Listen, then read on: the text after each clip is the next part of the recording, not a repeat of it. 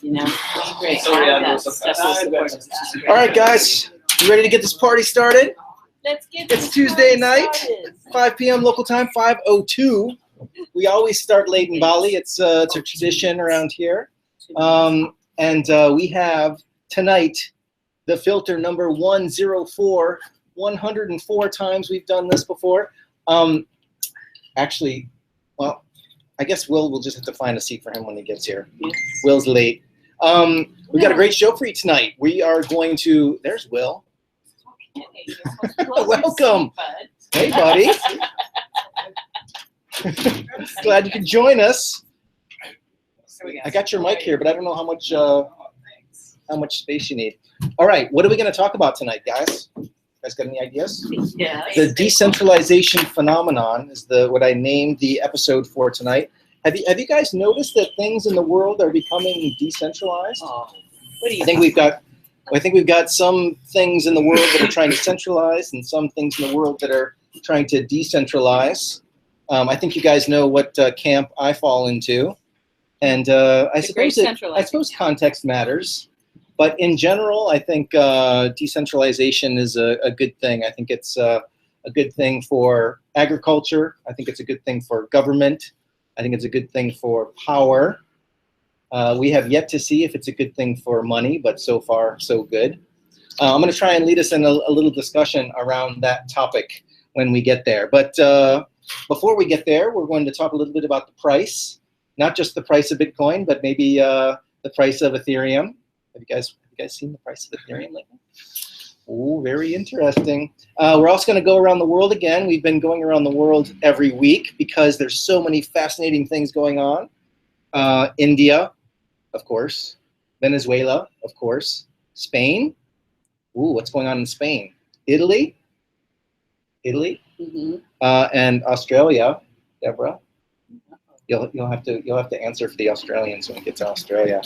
All right, let's kick things off. Hey, Will, do you remember how we split this screen? Yeah, you sort of hold the expand button. Hold on, let me share this with our folks at home. And what do I do here? See that? Yeah, hold that. No, the green. Hold it. Hold it like. Yeah, and it'll do that. Yep. Yeah. Now what? And then they go. Okay. Oh. Now click that. Now this guy. That's new. What do I do? Just click it, and then rebalance. Ah. Whoa! Magic. Wow. Ooh. Yes. Ah. All right. Like that one. The filter number 104. Let's do this. The decentralization phenomenon. All right. What is the filter? We've been coming here a lot lately. Sorry, my little personal message is popping up here. We've been doing this for the last 3 years, guys. The filter. We post things in Facebook and then we talk about it on Tuesday night. It's as simple as that. The first one I ever had, nobody showed up. And then the second one though, nobody showed up for the second one either. But on the third time, people started to show some interest, and I just wanted to discuss all of the things that happen with Bitcoin and all of the ancillary discussions that arise when you start talking about money and the nature of money. And I just wanted to have some people to talk about the stuff with. So, and now we have this. We have a room full of people. And it's turned into something really fun. So don't forget to participate when we're not all together. We do that on the Facebook page. You can post, we can crowdsource the news here, and then we can talk about it when we get together on Tuesday nights. And now we're here. Okay, local news. Are you guys aware of this Money and Society Summit that happens on the 12th of December? That's next Monday. If you haven't signed up already, please take a look at this.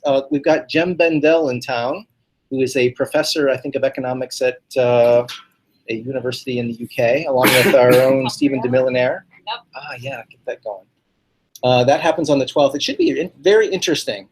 I think they are almost full. They've got over 40 people attending, and I think they're asking for a donation of $17 or €17 now, so that because I think they have to move to a. Are they moving to a bigger room or something, or they're going to have food? I think. Okay. Yeah. Anyway, check that out. I think I'm going to go. I haven't got my ticket yet, but hopefully they've got one more spot. And Available. you must, there's about 2 hours of watching before the course, a video to watch before you. Oh, there's a video. Yes. Oh, like pre-work? Pre-work to do. There's so allocate about 2 hours ahead because most of the people who are coming took the MOOC. Uh-huh. And so if you haven't, then they want you to watch the video before you come. Okay.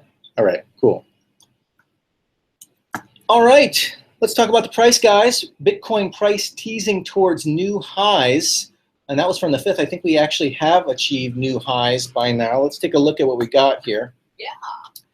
762.91 according to Bitcoin average. That's a little bit higher than we see on some of the exchanges. Like if you look at Bitfinex, that's down around 757. But the average, and they have their own way of weighting this average according to markets that are around the world and in various currencies. But I thought it was interesting to take a look at what has happened over the course of our time here in Bali. When I first arrived in Bali, I arrived in February of 2014. Look, we are up around, what is that, $900? Right. And so I showed up in Bali like, you know, I'm going to teach Bali about Bitcoin. I'm going to introduce Bitcoin to Bali, and look at what happened over the course of that year. It went all the way down. 2014 was like the worst year for Bitcoin. It was like the worst investment of 2014. And then during 2015, it was kind of like down in the doldrums down here. We gave a lot of Bitcoin away during this time. You know, we had Bitcoin 101 every month and met with a lot of merchants, met a lot of new people, you know, set up a lot of wallets during this time. But we were really kind of down in the doldrums down here during 2015. And now 2016 has seen kind of a steady rise. You could kind of draw a regression line right through that, a nice slope on that regression line headed north. And I think we just hit new highs. This was like 760 back here. What does that say? 669? 689. 669. 760, yeah. So, Okay. Yeah, that's. And so we are 780. we're just now about to surpass highs that we haven't seen since way back here in 2014. So it's kind of an interesting time to be paying attention to the Bitcoin price. We could go higher than we've gone in several years. And for those traders in the audience, when you make new highs, sometimes that's a bullish signal for higher highs still. All right, let's look at the Bitcoin time machine here. It's a bit of a time machine we just did, but there we go. Here's the last week since last time we got together. We went from a low down here around 725 up to, what is that, 775 for a high during the week, and now we're back down here around 752. So it was a wild roller coaster of a week. If you were doing any big Bitcoin transactions during the last week, it might have been a very exciting time. You might have been up, you might have been down. Hang on to your hats. All right, speaking of price, I think we got some price information from our man Will. You ready to do your thing? Yeah. All right. Let's check it on the next. Let's take a look. Okay, so I just was reading my Twitter feed and Vinny came up on it and he said, "Oh, check this thing out." And I read an article, that he wrote maybe 6 months ago, and he was saying that we've got the price all wrong with Bitcoin, because you know the number of Bitcoins in circulations is always changing as new bits get mined. And he says, look, we've lost 2.5 million Bitcoins since its creation. And actually, if you scroll down a bit, there's a discussion. Then there should be another picture. So if you scroll down, see that? That's like a graph of all the addresses and how much they contain in Bitcoins and how many days along the bottom since they were last used. So right on the right, you can see Satoshi's bunch. These are Satoshis? No, on the right, looking vertically. Oh, right here. That was like how many 1,000 and something days ago, which was the first Bitcoins mined into existence. They've never been touched. They just, and the height is each dot on the y-axis is how much Bitcoins each address holds. And you can see, it looks like that big fat bar across, that's like a very common number, because that's 50, right? 50 Bitcoins mined into existence. People are picking 50 as a nice wallet balance, right? Or they were. So, yeah, way back there should be like stratas of 25 and 12 and a half. I think I see some lines kind of forming in here. They're kind of like virgin Bitcoin with no inputs or outputs. You know, like, these guys? Like, yeah, they're actually untraceable coins. There's no history on them. So they're quite nice to keep, actually. You can probably sell them on the black market. Yeah, those should be worth more than the coins with a history, right? I believe if they pass through your hands, then they're definitely worth less. Yeah, right. and yours too, right? Yeah, me too. Because you're shady characters. Nobody wants our Bitcoin. And so he says, like, you can count on those early Bitcoins. A lot of them got lost. He cited article that said maybe around 2 million. It had a range. I know a friend who mined a few, and he just, threw them away. In the early days, it was just a toy. So a lot of people did that. Anyway, so. But that's a guess. 2.5 million. Yeah, I think the range went as high as 3.9.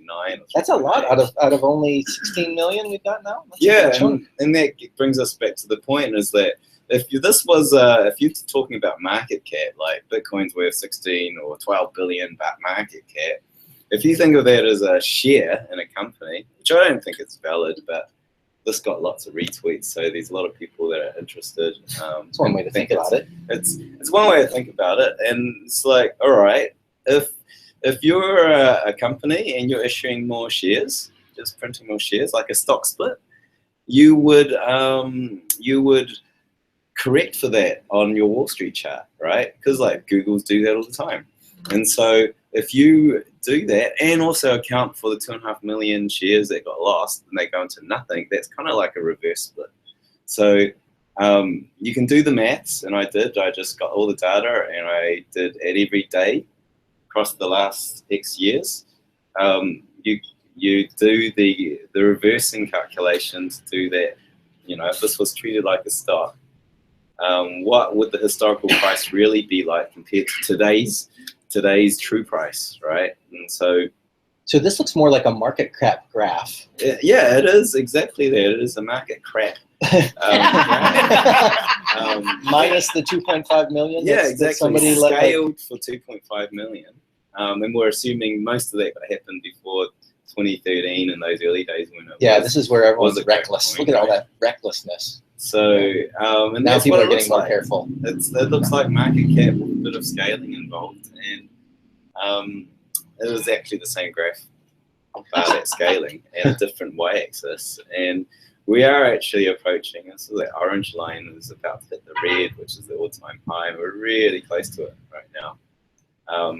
But I put on my blog, I think it's not valid. I think it's bullshit, right? It's like you take a strong position and just wait for the flames. Yeah, right. Well, everyone liked it. You see these 24 retweets, right? Vinny liked it and stuff, and like probably no one went to the site and read that. I think this is crap, right? It's because you think about it, like, why do we adjust for this on the Wall Street graph? It's because if you bought that share back then, this is a representation of your portfolio value. Yeah, you want to know when they're diluting your shares. Yeah, and like when you're being diluted an M2 money supply on Bitcoin, all those new coins being mined in existence, that you don't get them, the miners get them. So Bitcoin behaves as Forex. It's like the real price of Bitcoin is the US currency, Bitcoin, which is really a currency, that exchange rate in the real time. So if you're a trader, it's like trading Forex, and so it's not a company stock, right? And like that's in the misnomer in the naming. It's M2 money supply is what, or M3 or M1, or pick one of them. But like that is what Bitcoin is. It's not market cap. But there is some value in observing it in this way. because there are more Bitcoins in existence. And because of that, the market cap is greater, and the total value of all Bitcoin is approaching what it once was when it was much younger. No, that's exactly my point. That view is bullshit. It's absolute bullshit, right? So there's Tell us how you really you feel. tweeted it though. There must be some value to tweeting it. Is there value in just is there value in Vinny's- calling it bullshit? Is that the just- only value in doing this I'm just calculation? Vinny's fucking black boy. I just like his shit, you know? Even though this is bullshit. Yeah. It's like, okay, I print a new coin. Great. Have I added any value to the Bitcoin network? No, I've just taxed the network. Mining is a tax on the network, just like the government prints money. It's redirecting the value by dilution into security. That's all it does. Right? Yeah. You know, I'm redirecting money by taxing the people, hidden tax, give it to the miners, they're providing processing and security. But You know, if the price doesn't move down, even though you've added more supply, you think people just aren't realizing that? no, That's the market. No, the price does go down because what every 10 minutes it goes when down? when I mine, either I sit on it, in which case there's no difference. But if I sell it back into the market, I put net negative impact onto Right. it. And if so the there's price been continues to shown. go up despite the inflation, because that's really what it is, inflation of the supply of Bitcoin. Yeah. If the price still goes up, then this graph more appropriately represents the total value than the price itself, because you got to do price times coins outstanding. That's right. I mean, like I look at this. If you want to look at Bitcoin as a network, right? It's like you might look at market cap, saying this is what the network's valued at, and I think maybe you can do that. You can compare the market cap Bitcoin versus market cap PayPal, two payment networks. You know, blah blah blah. Do your thing and compare the two. Uh-huh. But not really apples to apples. This is a money supply, and this is a corporation, right? I think an altcoin, maybe you can do that, right? Yeah. Like, because an altcoin, some of them, maybe an app coin, that genre of altcoin, which a lot of them are starting to, or maybe 5-10% are 90% scams, right? Mm-hmm. But like that 5-10 app coins on the market, they represent, like, they're trying to displace an industry, like factor, notarization. Go find what that industry is worth. Go find some companies and go, this is how big I can grow to eclipse that market. So you can start to compare, like, we own that and we totally displace that by disruption. You can start to compare those market caps potentially, right? Yeah, we've done that before, right? Right. We did that with. And so, like, Bitcoin, what are we trying to displace? Oh, we're trying to displace all world fiat currencies. So it's actually M2 money supply. Yeah. That is your cap. You're not comparing to the corporation of world GDP. Right.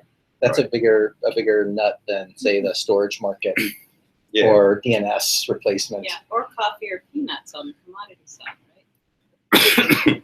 Yeah. We were talking about Bitcoin being a year or so ago, right? Uh-huh. They're regulating it as a commodity. Only in America, Yeah. which is a significant but minority of world trade. Indeed.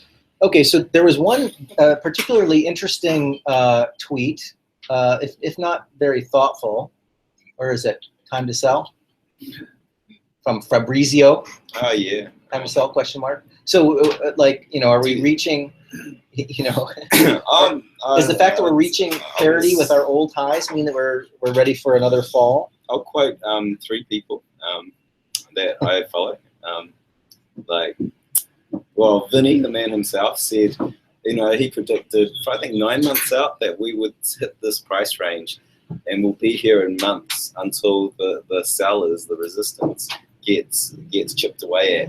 And his latest tweet was, don't know how long we'll be in the 700s for. And he actually said we'd be in the 700s for 6 to 9 months out. He said that would be in the 700s for about 2 months, around October, November, maybe December. And now he's saying, I don't know how long we'll be in there for till we get through all those sellers. But I think the 800 will blink by. And then someone said, something else, and said, I think we'll be in 900s for a while. So the general, and he said, if it doesn't get past, we'll be at the 600s. So it's like we're 700s fighting it out, 600s maybe, and then eventually back up, or we'll get through the 700s and go to the 900s. And then Demista said he did some resistance charts, and he said, what do you say? He said, yeah, he's selling a chunk of his position, not all, but a chunk, because we're at highs again. And then Sean is another guy I follow. You don't know Sean, but he's a day trader in our group, and he's seeing a lot of resistance. So it's risky to buy Bitcoin right now, and it could go to, what is it, 715 he thinks is a support, which I concur. 700 support, and then there's around 630, 640, 650 is support. If it gets below 630, 640, 650, this upward trend that you're seeing is broken, and then we're down for another reformation, and it could go way lower. So, yeah. you know, over the course of Bitcoin's history, you see this pattern right here where it's like goes way up and then it settles down somewhere higher than the old highs. Do you think those days are over? I mean, if you go back in the chart, you can see this thing where it goes up multiples and then settles back down. That happened at least 3 times, maybe 4 times. Yeah, so those are, are those days over? Shit coin pump pattern there. Yeah, this is the shit coin pattern, dead right? cat bounce and then a retrace, right? Yeah. And you'll see the same pattern again and again. And you'll see it across all shit coins. And Bitcoin actually was pretty shitty back in those days. That was a shitcoin pump and dump by a Willy bot. I didn't build it, right? That was an absolute bullshit bot pumping the hell out of it. Right, and maybe the one before it and as well. maybe the one before. Evidence to show that every 10 minutes it'd buy $50,000 worth of Bitcoin and pump the hell out of it. You zoom out on a log graph, and you remove those distortions. Look at this, like, come back Can here. you get a log on that one? I don't know. I don't think so. But you can see, like, if you come back here, this doesn't want to cooperate. But see, we saw it here, and then we saw it here, and then you can see it happens again here. And I'm just wondering if those days are over, right? Yeah, and this is the thing. It's like that. Are those days over? And I'll just finish with that. In the 2012 to 13, Bitcoin Uncensored did a great interview with the dude who was loaning Bitcoins. He was making, something like 30% BTC Jam per month or something. He was loaded. He controlled the whole market at one point, you know, and he actually manipulated the price down all the time. Because if the price went up, people he loaned to would default on his loans. So he'd just chuck a few hundred and a few thousand coins down, and you got pretty good with it and just controlled the whole market in those early days. So, and that's exactly what happens in the altcoin markets. They're such small market caps that you can manipulate like anything. But right now, if you look at the volume charts of Bitcoin and you compare them to the volume charts of Forex, we're at something like $36 billion trading weeks. And if you want to put that in perspective, it's now crossed into the lower realms of volume with Euro, Swiss franc. And so we're starting to approach Forex levels of trade. And you'll have to be a billionaire, like, you know, a Gates kind of character to be able to manipulate these. Yeah. Well, maybe 100 million a year, and you're going to like pump it all in there to manipulate the market. But I think, it's not undoable to manipulate, but I think that kind of pump that you see there is over. And Bitcoin's the only coin that you can do that on. I can say that's true on all other that aren't subject coins, to something like that over and over. Yeah, Vitalik could do an exit pump, dump easily. Yeah. And maybe Roger Ver has enough coins. Someone thinks he's got 250,000 coins, and they could dump it. Some of those early guys. Yeah. But outside of that, certainly no one's going to be able to pump it. And I mean, there's always Satoshi's Bitcoins as well, right? Yeah, they could move at some point. They could. Yeah. Now we've also got other things affecting the price, like the 1 megabyte block problem, the scalability problems. If we were to overcome some of those problems, there's got to be pent-up demand and that could affect the price higher if we were to solve those problems amicably. Yeah. So there's or if there was a fork, it could go the other way. Yeah. Like the two major things for 2017 that would impact Bitcoin positively, I think, is Segwit and Lightning. And also the other one is like Wall Street money entering via ETFs. And I'm about 90% sure ETFs are coming next year because Barry Silbert, who runs an ETF, says that's one of his top 2 out of his 10 predictions. And you got the Winklevoss twins too. Yeah, they've been on the door. Yeah, for years. It's like 4 or 5 years I've been working on it. So, and it's real close. Yeah. Close. All right. You know, there's not just Bitcoin though. Let's take a look at some of the Bitcoin competitors. And this is by demand. Ethereum has. I think you told me, Will, that if Ethereum went below $8, that it was going to kind of take a tumble. We're now down around $6.71. This market cap was once over $1 billion. 1.5 billion dollars. So it's going down towards a third of its former market cap. Ethereum has had. Well, does anyone care to speculate on why Ethereum is having problems? I mean, there's been a lot of denial of service attacks and some bugs that has been found. So I think a lot of people lost a bit confidence there. But I would guess the main reason is that it seems like interest has died down a bit. There's not so much development happening. So people might be speculating that it will not take off. Did everybody make a graceful exit from their Ethereum ecstaticness? Some of us didn't have Yeah. Can I be opinionated with this? Yeah, sure. What do you think, Will? What was it? How many hard forks is it? How many Ethereum security monthly updates have we had since? It's about once a month right now. Does it take to screw in a light bulb? Okay, so Ethereum has this problem of being secure. What was it? Turing vulnerable, right? Turing vulnerable, infinite attack surface. So it's like Windows, you know. And the thing is, why is Ethereum great? It's because it makes it really easy for a medium ability developer to quickly develop on this platform. So it's had a lot of support from developers. You can look at this developer support behind it. Lots of it, banks are going into it. All these people that don't know about Bitcoin technology are diving into it head first. And every time you hard fork, every time you make an adjustment, you've changed the development platform. So people are scared to develop on it, and so they're destroying the only thing they've got going for them, which is the apps ecosystem and adoption. And I thought they maybe could have a future because adoption beats technological perfection, right? We all use Windows laptops and stuff, right? Well, some of us. So I thought maybe they had a chance, but like, oh my God, look at the hard forks, they're terrible. And it's just like the first one was to protect vested interests, including their own investments. You lose immutability and respect. It forked into 2. The last fork has been, there's a bug in one of the clients. They've got 2 implementations. There's parity and there's Geth, right? And they lost consensus. And they said, let's fix that by introducing the bug in this one into the good one, right? And so now we've got another group saying, let's create Ethereum, the bug-free implementation, right? So another faction, huh? It's just a mess. They're drowning in technical debt and losing their only.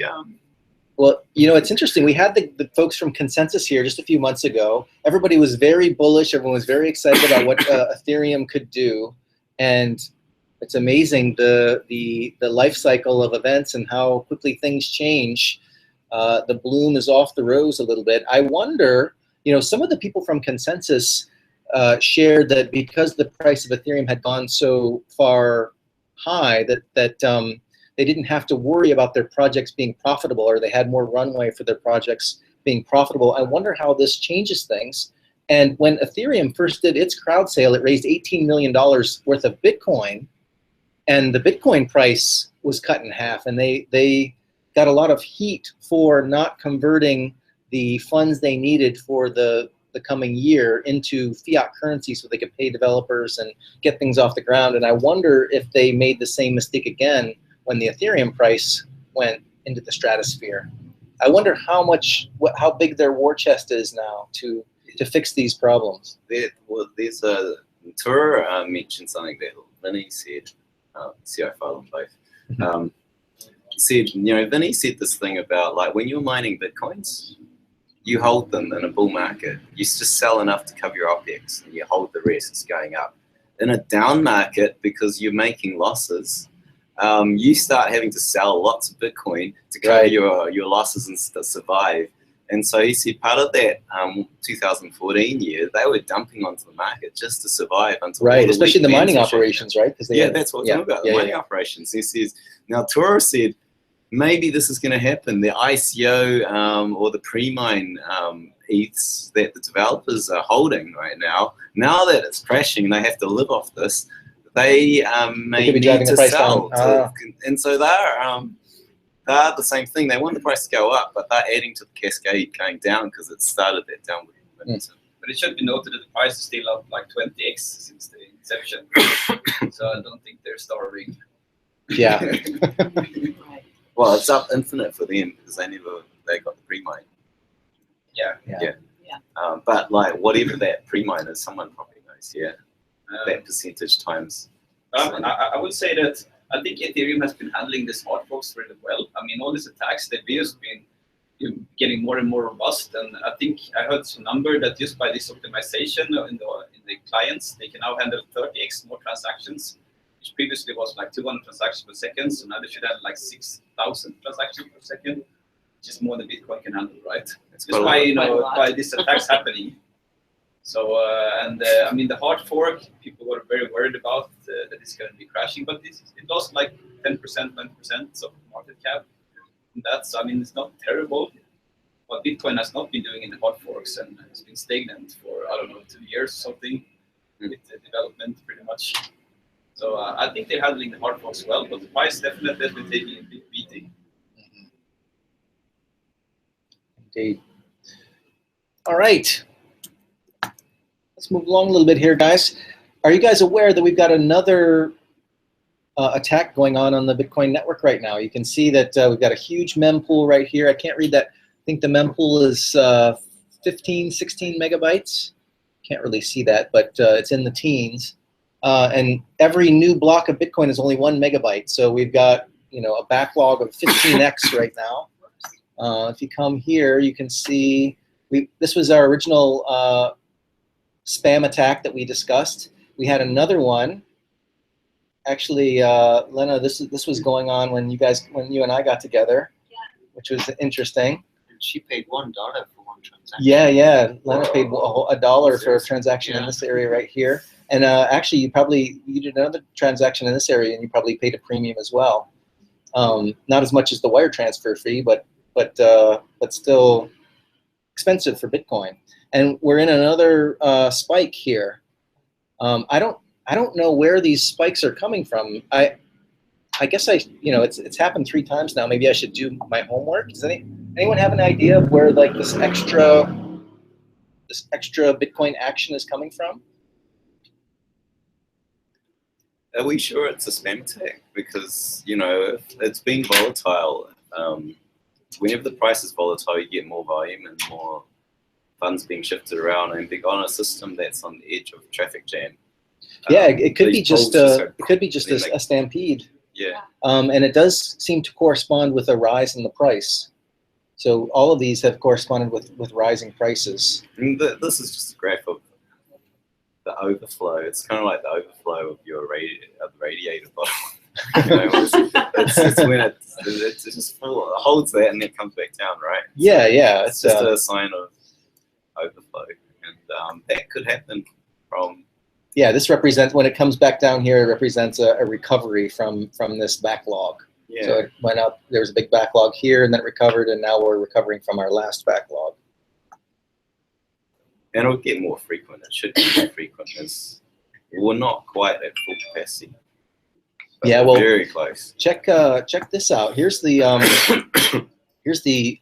transactions per day, and we thought that we kind of topped out we thought that we were kind of hitting a ceiling right here. It seemed to become flat. You know, we've got a rising transaction per day count, and then it looked like it was flattening out here when we hit 1 megabyte. And look at what we've done in the last 3 weeks or so. Does anyone know? It's more than 3 weeks. It's a few months, and it's like I was looking at that too, and I think wasn't that with one of the latest updates that they added some efficiencies to either.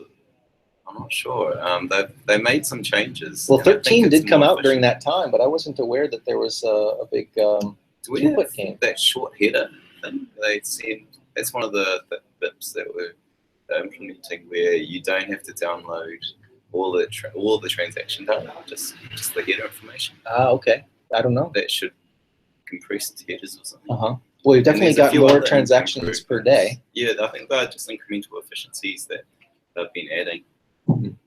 Did you hear recently that somebody's floating the idea that they'll just cap it at 1 megabyte forever? That would never happen. No? They've been talking about it on Reddit, and which they haven't. Which of the two Bitcoin servers? Our Bitcoin, not our BTC. Oh yeah, okay. That would definitely fail the network. Well, it's just it hasn't changed thus far, so it's an interesting thought experiment. What if it never changes?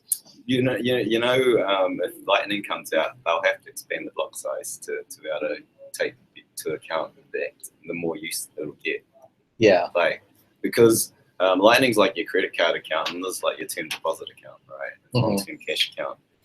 You need to keep funding each time you fund your Lightning, that goes onto the blockchain. Right. And so if that ends up servicing some segment of the economy, then we're gonna need more room per block. And there's a whole segment of the economy called micropayments and decentralized exchanges that haven't been. They're not there yet. They're not there yet, and they want to enter. Okay.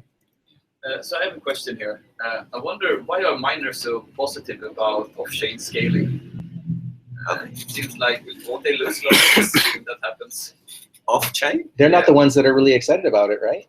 I mean, they're the ones who support Core, right? Core are saying that this is the roadmap, like don't increase the block size, do it with Lightning Network. Will miners make any money from the Lightning Network? No, I think, well, I think they support Core because they're trying to establish a fee marketplace. If they can see the fees rise because there's a bottleneck, then they make more money in the short term.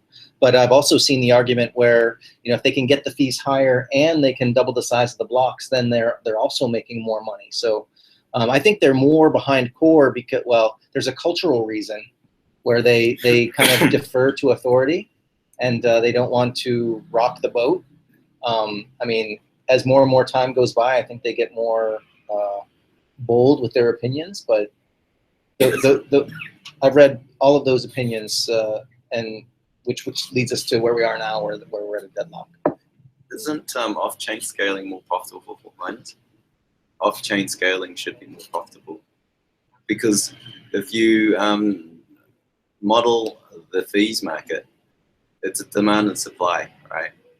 So if you can reduce supply, that's the most profit. It's not like if I can get bigger blocks, then there's more transactions I can collect fees on. Well, that doesn't really, that influence pales in comparison to me cornering the market in diamonds, right? If I can if you start to corner the market and say, look, there's a limited supply, demand, supply goes through the roof, and you get an exponential rise in fees. And off-chain scaling allows that, and it allows those fees to be crazy high as clearing transactions. Right.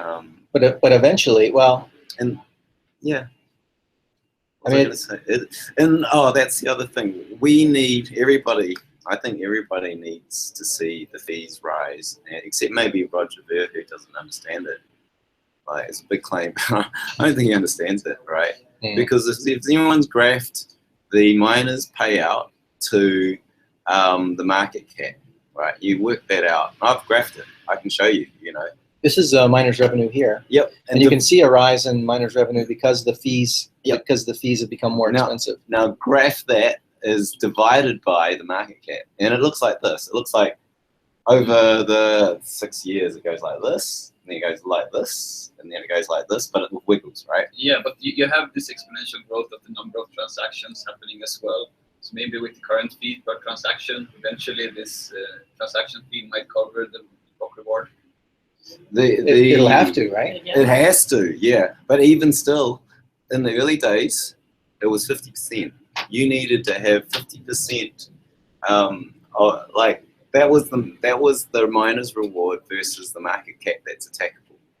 So that ratio is actually the security on the network. And right now, the security on the network bumps up and down around 4%. So for 4% of the market cap per annum, I can attack the 100%, right? Mm-hmm. So does that make sense? It's like the miners' revenues, they run on very minimal margins. It's essentially the cost of their hardware, the cost of their electricity. So this 4%, would it be per day, or is it per? If I aggregated that per annum, that's the ratio. But if I just said transactions happening, what can you do with this 51% hash power? Just stop transactions from happening, or yeah, at that point, all bets are off on the blockchain security. I can now take over and add whatever transactions I want, right? It becomes a centralized database, right? So, whoever that miner is. Yeah, so the mempool will be growing for a while. I mean, this transaction not being processed, but then you will have to keep paying this, all the time, right? Yeah, so that's the key. So say the market cap's $4 billion, take 4% of that, divide by 365, and that's how much it's going to, in electricity, it's going to cost you to take control of the network, right? Per year or per day, divide by 365. per day. So if you did that 12 billion, divide by, multiply by 4%, someone wants to work that out, then divide by 300. It's a lot. It's in the hundreds of millions of dollars to attack 14 billion. At the next block halving, it's going to be barely over $100 million. And then next halving, it's going to be $50 million. But it seems like if that happens, that it would be a hard fork if we switch to another algorithm, which might be resistant to these ASIC computers. If that happens, it's screwed, right? The only way to stop it is to increase the fees, and the fees are growing in proportion. But if you say, let's create another coin, okay, how are you going to protect it? Proof of stake or proof of work? Those are only types. Script or what's it? Script instead of it doesn't matter what script you use. It's just the amount of electricity you use. You just make they will have to do the same investment again, right? Yeah, it's like it's protected by guys putting electricity in, fighting each other, and it's how much they're spending. The alternative is proof of stake, which Ethereum wants to work with. There's been some issues with that, like it's not proven. We don't have a proof of stake blockchain. NXT. Yeah, we do, and it's like I think they had issues because someone was hacked it and had a massive control. So it's proof of cartel or something. Yeah. Once you've got control, you've got control forever. Yeah. All right, let's move on here, guys. Good stuff. Let's go around the world, shall we? Good idea. We always get Check this out. Let's see.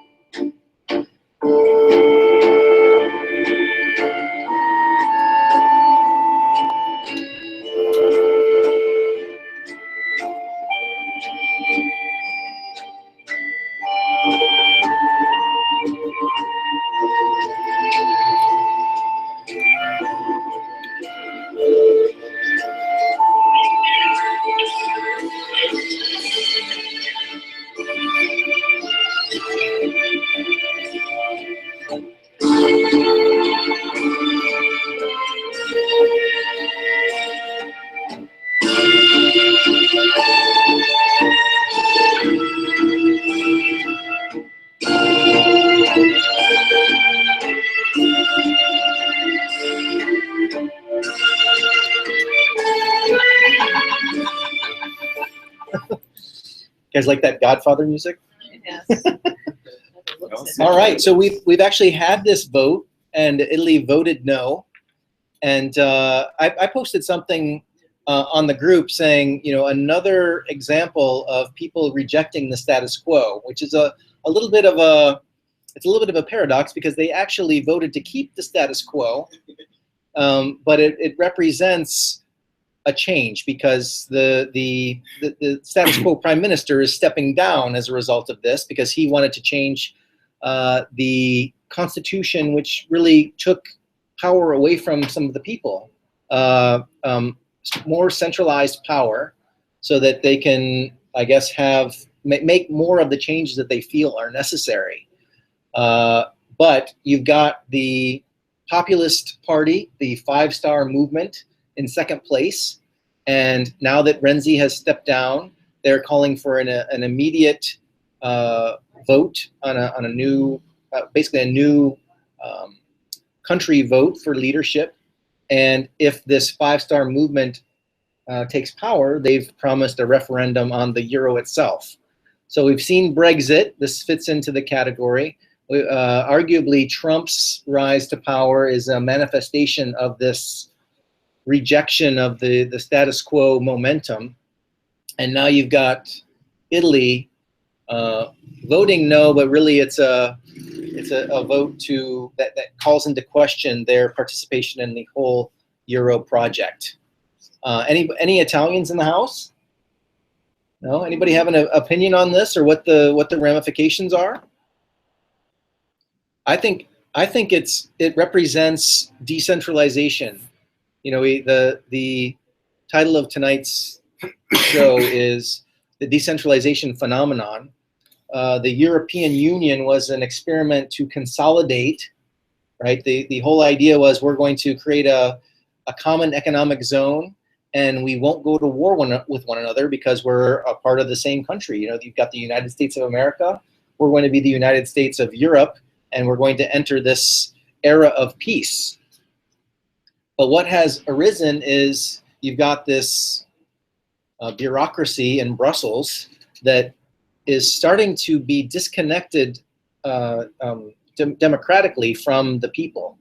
So, so you've got people in Greece that don't feel like their vote counts. You've got people in the UK that feel like their vote doesn't count. That you've got bureaucrats in another country kind of telling you how many fans you need to have on your how many fan belts you need in your car and how soft your pillow can be, etc. By the way, you can reach your arm out and take money out of Cyprus if you want. Yeah. Oh yeah. Well, Cyprus. Yeah, they had their bail-ins and yeah. And they're part of the European Union, right? But Europe didn't bail them out. They that was the first bail-in experiment. Yeah. So I'm just curious. I mean, is this the end of the euro, or is this a step along the way and things will correct? And does this create a less stable world? Does this mean that we're more likely to see war? Does this mean that we're less likely to get along? Does this mean that globalism is stalling? Maybe globalism in the way it was envisioned. Yeah. Maybe the people don't happen to like that vision, and they're rattling the cages, going, "We don't like it." Mm-hmm. Yeah, for me, from my point of view, everybody has their point of view, but I like the idea, even if it's only an idea, that my vote counts and that I have some sort of determination over my fate by participating in the political process. And even me, I feel disconnected from the folks in Washington, even though I send 30% of my income to them. And I can only imagine, given the historical rifts between countries in Europe, you know, if they experience that problem where they feel like they're sending money away to people that they don't know, that don't have their interest in mind, that are lining their own pockets. It seems to me, and you know, these countries like Italy and Greece and Cyprus, their standard of living has gone down. They've seen the pain. They're being asked to live under austerity measures, and it opens the door for someone that shows up and says, let's blame the EU, or let's blame the immigrants, or let's you know, it's not your fault. I'll identify the boogeyman, and we can go in maybe a dangerous direction. Perhaps we're just seeing the failure of representative government, which doesn't scale. Yeah. And we may not yet have an alternative, but people are going, we don't like this. So if representative government does not scale, does that mean that we should have small representative governments everywhere? And if we do have that, what's to stop us from going to war with one another, or to consolidating power and taking over, you know, our neighbor because they've got resources? Oh, Trade. yeah, exactly. Trade. Okay, so that's interesting. One of the things that I thought about Brexit, you know, everybody had their panties in a bunch about Brexit, and my question was, you know, on the day after Brexit, they can still manufacture things and trade with the rest of Europe, trade with the United States. I didn't see the big deal. I mean, I don't understand things to the level that I'm sure others do, and the pound being valued less after the Brexit seems to indicate that the things that the UK can produce are less valuable when they're on their own and they don't have the Eurozone to leverage. But you know, it seems to me that it's not a good idea for Britain to go to war with France like they have historically, especially if they want to, you know, sell what's a British thing, Marmite. Oh, is that isn't there an English version like Marmalade. It's jams. Yeah. It's jam. If they want to sell those. Scones. Anyway, we're entering a new world, that's for sure, and I'm not sure exactly what's going to happen. But why do we talk about this in a Bitcoin meeting? Because this kind of uncertainty drives people to Bitcoin. Bitcoin is not political. I mean, it has its political wranglings amongst the developers and the miners, but the money itself is not wielded by a political entity, and thus subject to all of these political machinations. The euro is subject to politics. People are fallible, and it does affect the viability of Bitcoin. I think it makes people take a look at Bitcoin. It makes people ask the question: is Bitcoin a better thing to put my money in than the euro? Especially if you're also for the rupee. Right? Yeah. Oh yeah.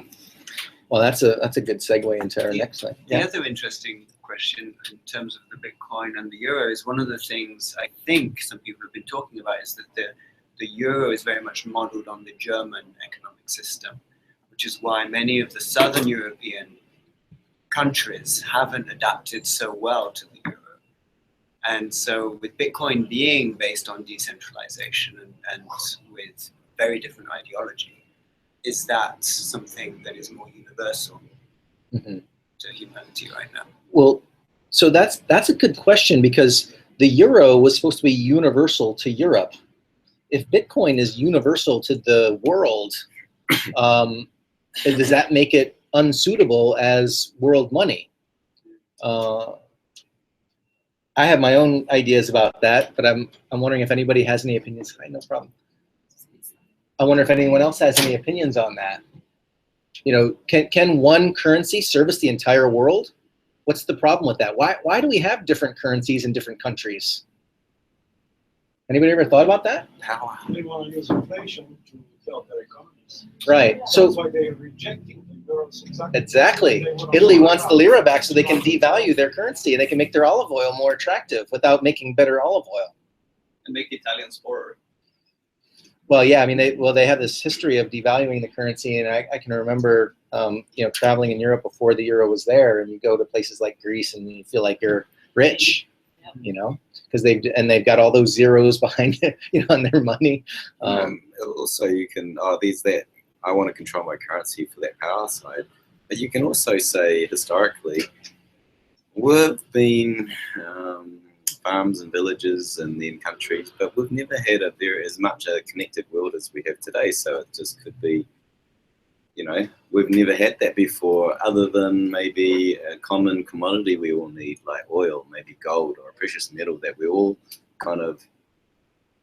That's the only type of world world, or like something that you could settle on, that everyone can kind of value. Yeah, outside of a political, like you've settled on US dollars or UK pound previous, but if you were to say that's apolitical, it's been like gold. But you know, like if you look at the progression is local seashells and little tiny little places, and then as the world's interconnected, we've had nation states arise and nation currencies, but now we're getting to the point where we're starting to adopt like a US dollar global standard because it's reaching that level of connectedness.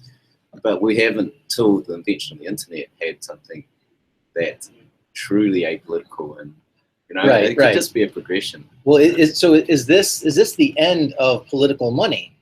Because well, you've got a more connected world. You've also got a more well-informed world.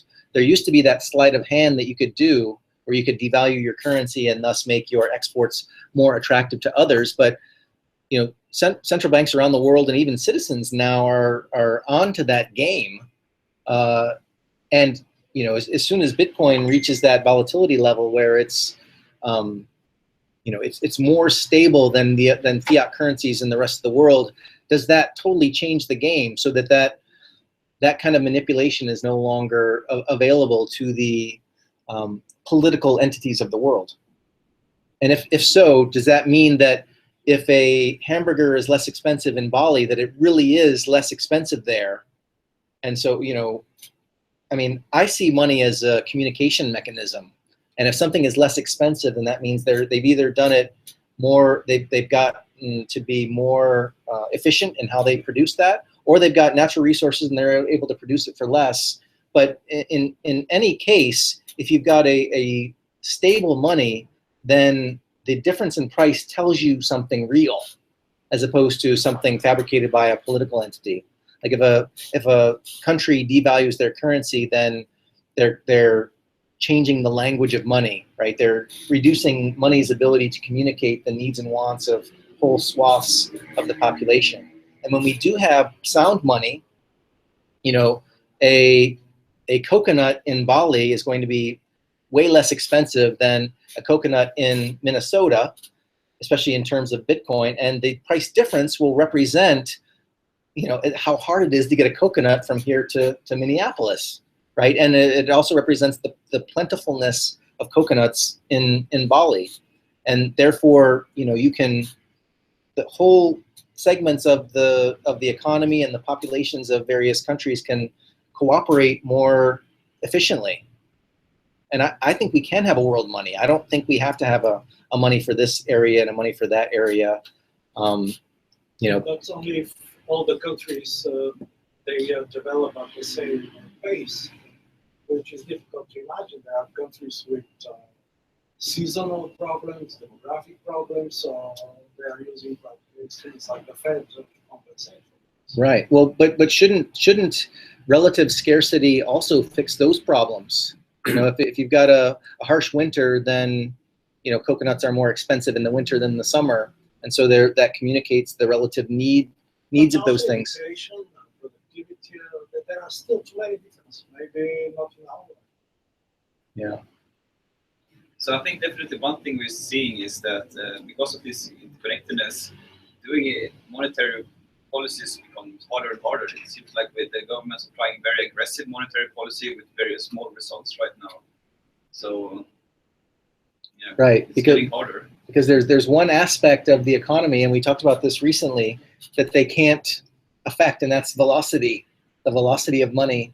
They can't make people go out and spend money, and they can't trick people. And they've tried, actually. There's this phenomenon in economics called the wealth effect, where they try and make you think you're more wealthy than you are. like if your house is worth, $800,000, but it used to be worth $600,000, you feel rich, and so you're more likely to go out to dinner. This is the premise that Keynesian economists go by, and these things have they're basically impotent in that regard by all At by 9/11, we're observing now the that instruction from the president was, go to the malls. yes, go How you shopping. can help your country? Go shop. Yeah. And they seem to want to pay you a big check in the mail to bring that. Yes. Yes. I certainly think that the political manipulation of the finances is very interesting because the number of instances where I've seen farming industry subsidized on a pretty massive scale, and you see farmers that are applying for these subsidies to grow crops, and the crops are left rotting in the field because there's no accountability, there's no reason to go grow the crops other than for the grants, and it's created a massively false economy. And I think that with what's happening now, we're going to see quite a significant leveling out that I think is going to have a much, much deeper impact than we can. Yes. All of possibly- this false incentives Yeah. need to be unwound. Big time. Yeah, and we've been going on for years. Yeah. Since 2008, the United States has quadrupled the money supply and held the interest rate at near zero for the last 8 years. That's a lot of distortion. That's a lot of price distortion. And basically we've been messing with Mother Nature. The markets are Mother Nature, and Mother Nature has her way. She creates a storm. She creates a forest fire. She equalizes things, and I really think we're in for some sort of great equalization. And the hubris we had, thinking we could control something as complicated as the global economy, I think we're better off kind of deferring to the market.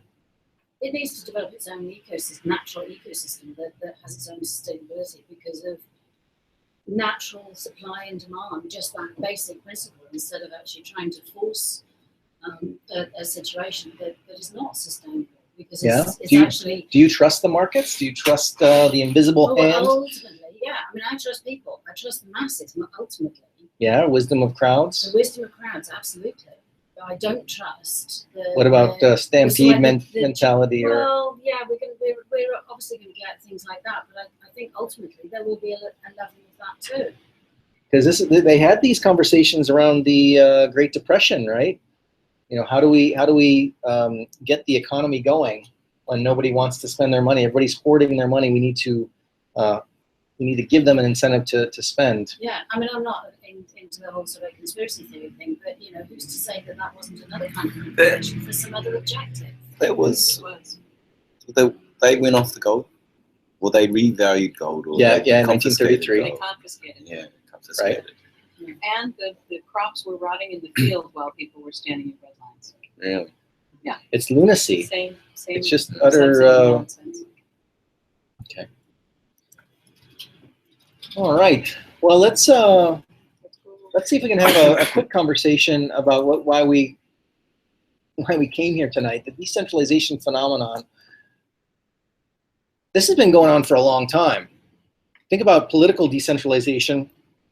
We had when the United States wanted to be independent, they wanted to be independent from a centralized monarchy, right? And they absolutely did not want to recreate the monarchy in the United States, and so they had the separation of powers. You've got the legislative branch, the judicial branch, and the executive branch, and they were all supposed to check and balance one another. And it's an early form of decentralization, right?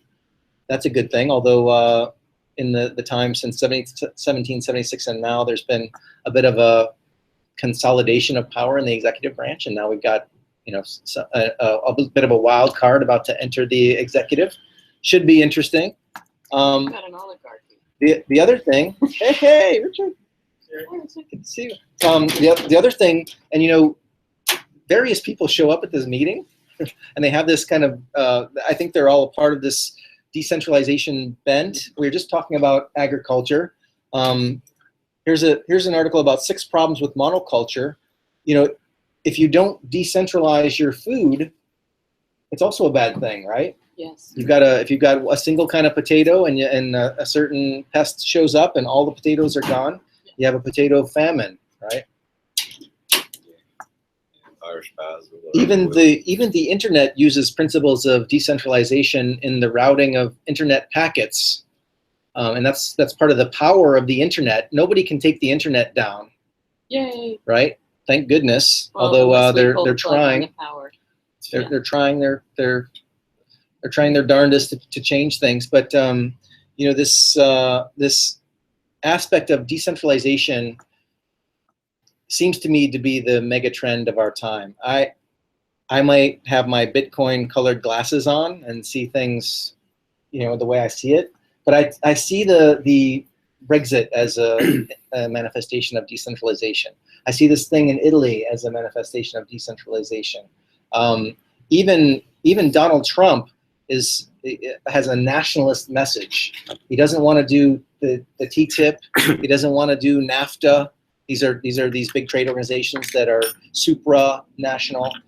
There seems to be this populist rejection of the globalist agenda. But there's definitely like also, I mean, this whole circle happening that you go from decentralization to centralization to decentralization and back again. For example, here in Bali, we can see that we used to have lots of taxi drivers independently, very decentralized. Now we might be moving towards more like Uber, Gojek, and these companies which are kind of centralized.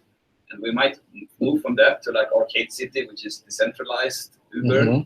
Yes. We'll see how this works. I mean, it might be going back and forth. Yeah, I think there is kind of a natural ebb and flow, and natural systems settle in somewhere.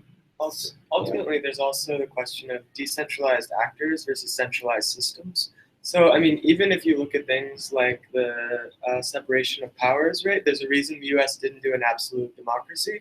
And it's simply that there's efficiencies in systems that when standardized and when used as a protocol, allow for decentralized systems to function in this in-between, right?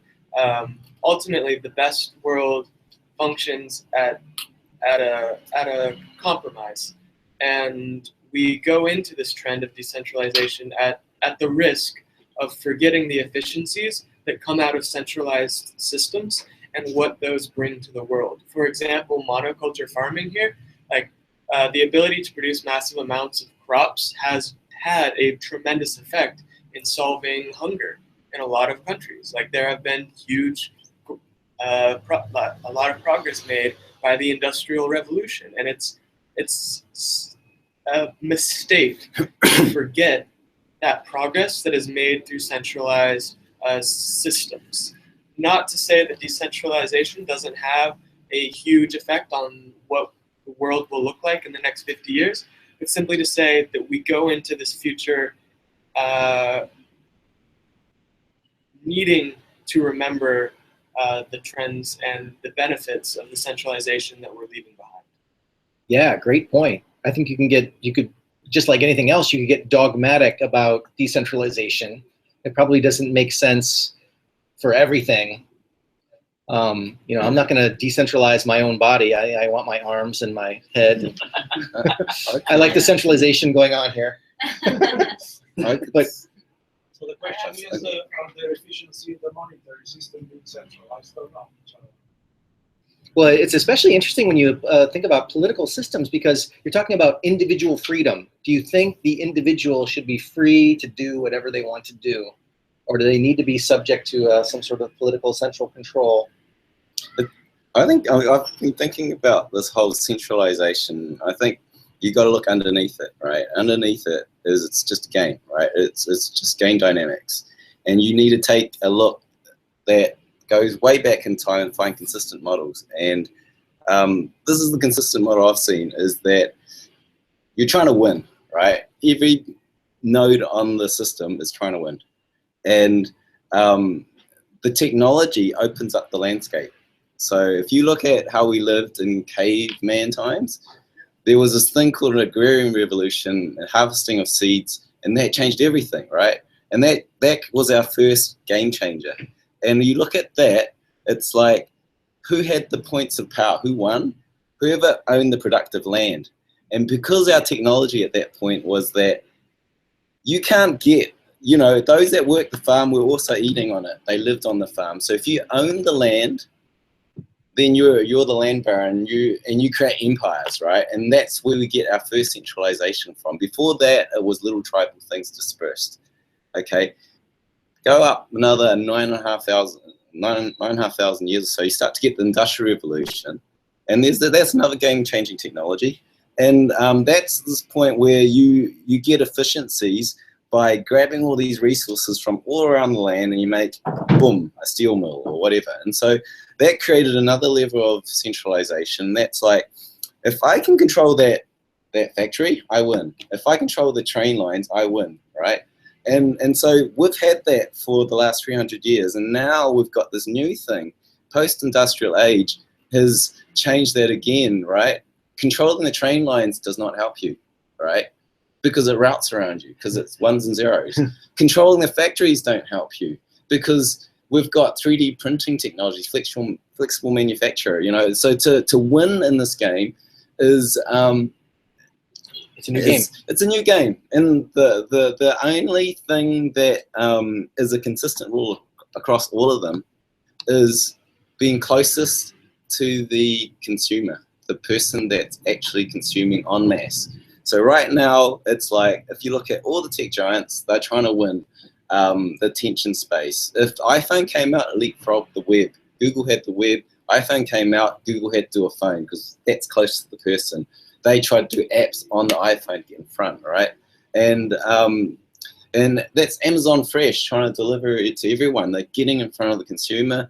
In the last age, it was getting in front of the consumer, and that was the railroads, actually, you know. And getting in front of the consumer back in the 10,000 year time frame was actually owning the land, because you had them. And so you'll see decentralization play out, but it's just a consequence of this game. Well, but go ahead. Can I interject with something just about the whole the idea of having power over a particular piece of land or a particular resource? What we're missing in this conversation is the fact that in a lot of cultures in the world, you have the idea of the commons. And one of the main results of the Industrial Revolution in England was the taking over of the commons. Do you know what a commons is? You have common pasture areas, common agricultural areas, common health resources held in commons, aquifers. The climate is considered the largest commons in the world.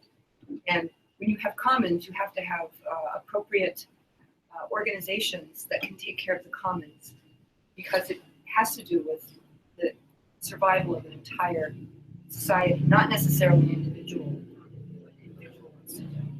So in terms of decentralization, the commons is a very good model to look at how decentralization can work with respect to, or how centralized you need to be. Or how, well, are you saying the not. commons comes from centralization, or No, how the do commons the two is- play is- together? The commons is a central resource. It's a common resource. It's a that common requires resource, but cooperation, it's It not requires central. cooperation, not necessarily. which is centralization, right? Because that's rules. Those are centralized rules. They're centralized rules, but Well, we have a digital commons, right? Yeah. And that's not centralized, is it? Or is it? You know, is it protected by government, or is it protected by licenses, it's or is it protected by protected? consensus, actually. Well, maybe it's not protected. It's just out there, so everyone's got it. So you Right, can't. but it's also an infinite resource, right? It's like air. Air is a commons, but it's infinite. There's not a scarcity about it. When there's a scarcity, that's when we have the tragedy of the commons. It's kind of Exactly. It's that's right. It is an infinite resource. Oh well. Guys, we're out of time. We've gone over here. This is fascinating. Let's continue the conversation, but I'm just going to close down the meeting here. Thanks for coming out tonight, guys. We do this every Tuesday night. We're going to take a little bit of time off, I think, over Christmas, and you can check the this Bitcoins in Bali site and the Facebook group regarding when we will take a slight break. Don't forget, we're coming to you live from Hubud. They're nice enough to give us this space And if you come to Bali, we hope you'll come join us on a Tuesday night. We do it, like I said, every Tuesday night at 5 o'clock. Don't forget to check out our YouTube channel. This little recording that we do goes up on YouTube, and I'm also trying to get the audio out on a podcast, which is listed on the bitcoinsandbali.org site. Thanks for coming out tonight, guys. Great conversation. We'll see you again next Tuesday, 5 o'clock.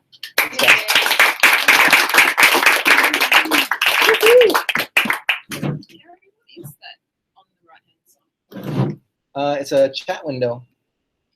They weren't very chatty. Yeah, I don't know if anyone joined. We had what is it? It's for people who aren't here that they can ask questions and troll the whole meeting.